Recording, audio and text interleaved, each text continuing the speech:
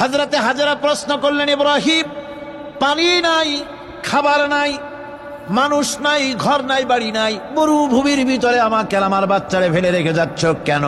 কোনো জবাব নাই। 2 বার 3 বার প্রশ্ন করলেন। এরপরে তিনি আবার প্রশ্ন করলেন, বললেন, ইব্রাহিম, এটা কি আল্লাহর হুকুম নাকি? হযরত ইব্রাহিম আলাইহিস সালাম নিজের কলিজার টুকরা সন্তান আর বিবিকে রেখে যেতেছেন ভারাক্রান্ত মন নিয়ে। তিনি আকাশের দিকে আঙ্গুল উঁচু করে দেখালেন। হযরত হাজেরা বুঝলেন ইনি তো আল্লাহর পয়গম্বর, আমার কোন অপরাধে এভাবে ফেলে যাওয়ার কথা নয়। তিনি বুঝলেন এটা আল্লাহর হুকুম।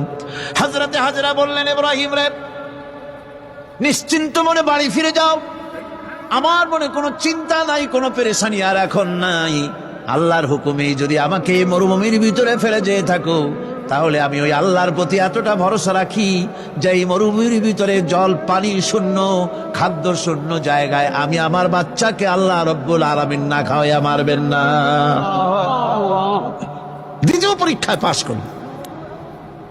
3 নম্বরে পরীক্ষা হলো, সন্তান বড় হয়ে গেছে, বুদ্ধি হয়েছে, দৌড়াতে পারে। আল্লাহ রাব্বুল আলামিন হুকুম করলেন, ছেলেকে জবাহ করো। কত বড় আগুনের পরীক্ষা!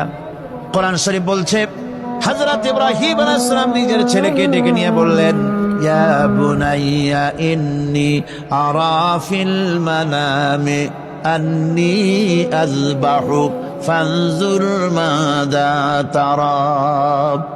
হে আমার কলিজার টুকরা সন্তান, আমি স্বপ্নে দেখেছি যেন আমি তোমাকে জবাহ করতেছি। তোমার রায় কি, তোমার মত কি, আমারে শোনাও। ছেলে পয়গম্বর, ছেলে তার জবাবে বললেন, ইয়া